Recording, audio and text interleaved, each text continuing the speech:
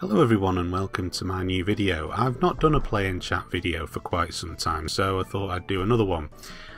This is Stunt Race RX on the Super Nintendo, and I originally recorded the footage of me playing this game probably a good 6 or 7 months ago, before I sold my Super Nintendo.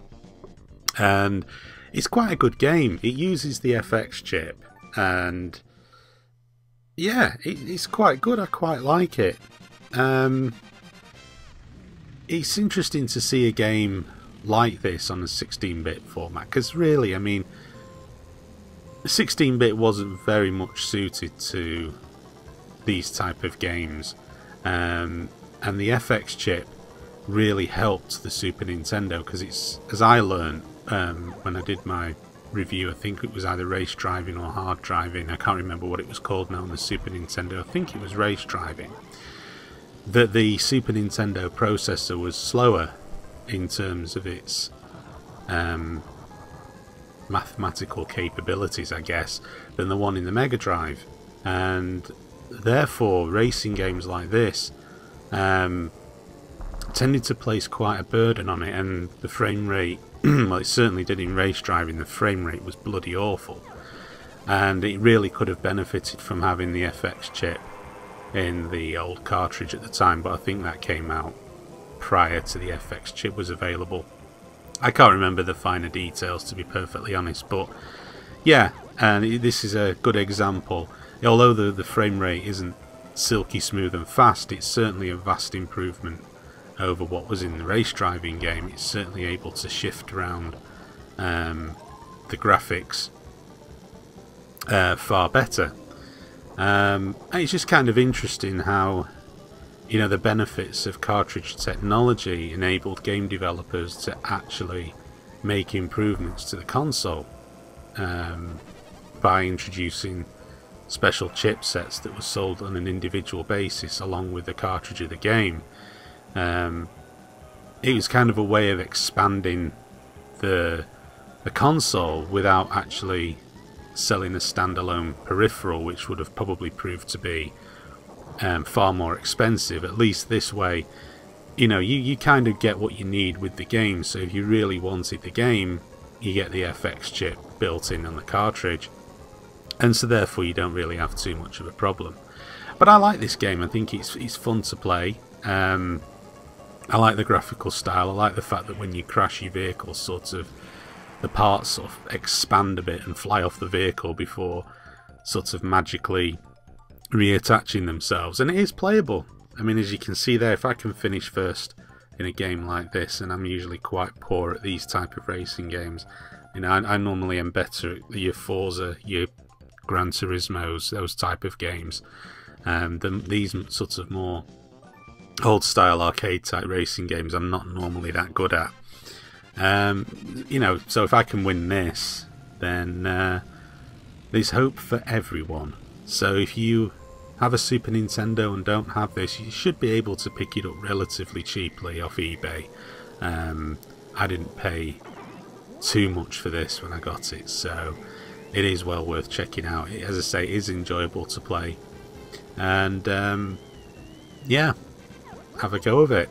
Anyway, what I wanted to talk about on this play and chat, well, it's been some time since I've done the last one, and a lot of gibberish and claims and counterclaims and so on and so forth have been talked about with regards to the next gen of games consoles,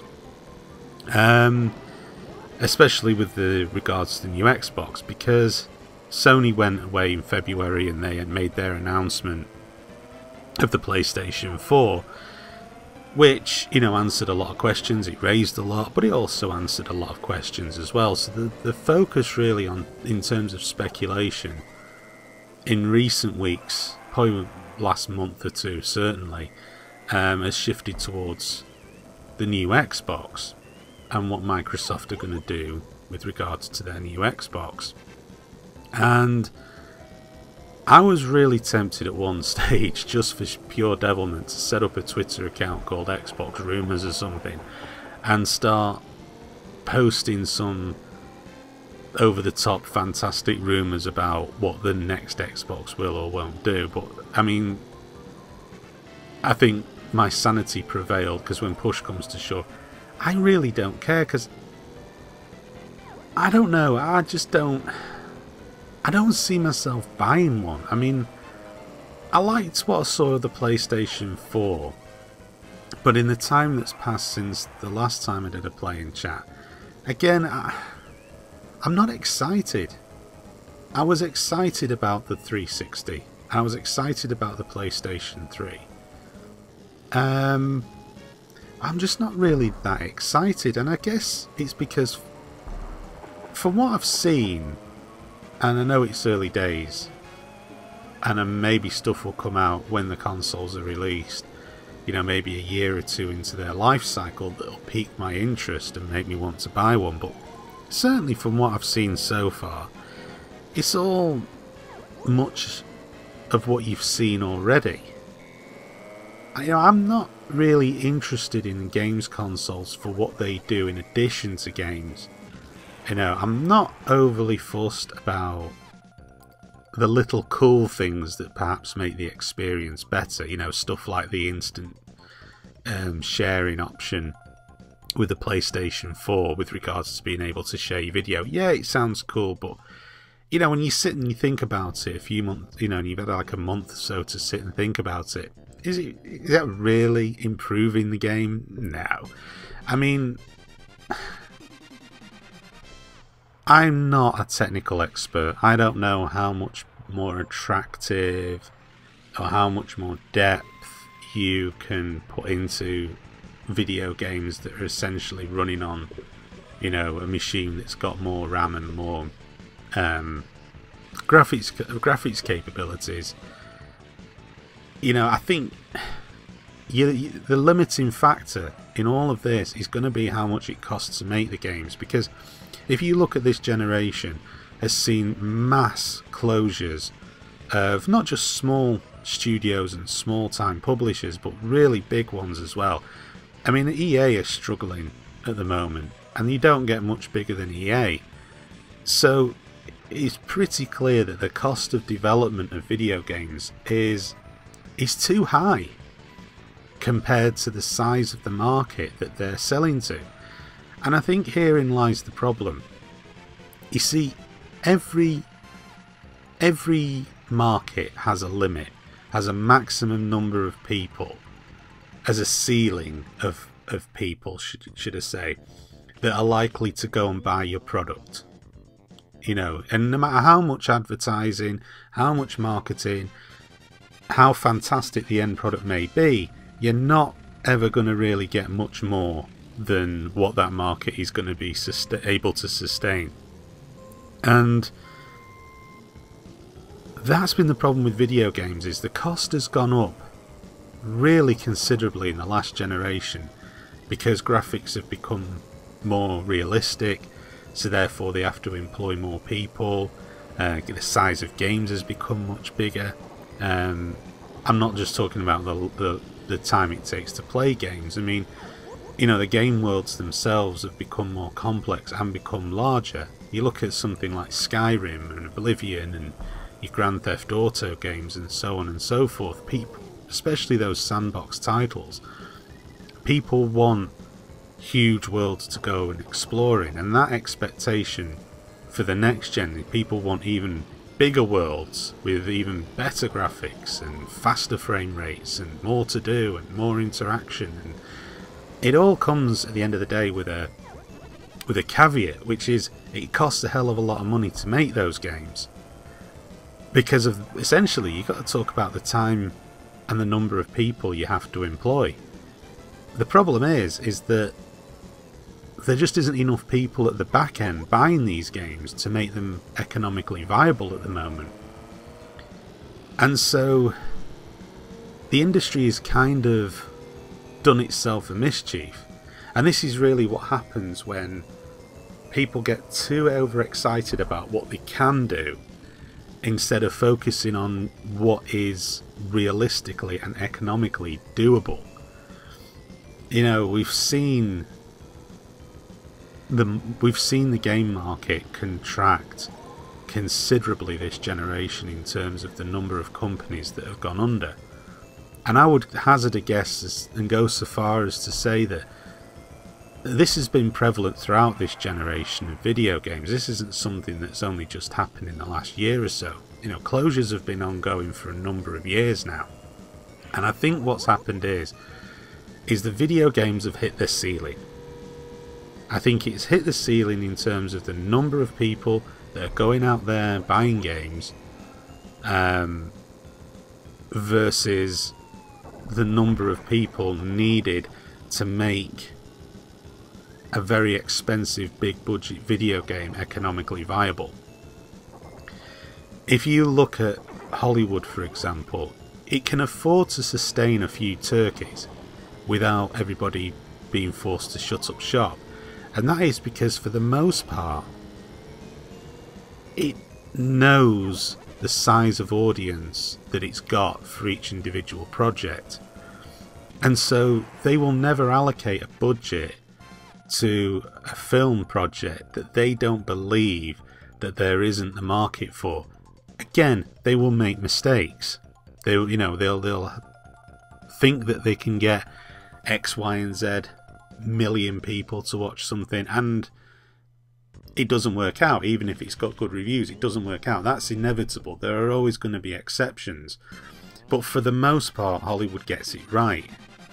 And I think that type of regulation is just something that hasn't happened in the games industry to a significant extent.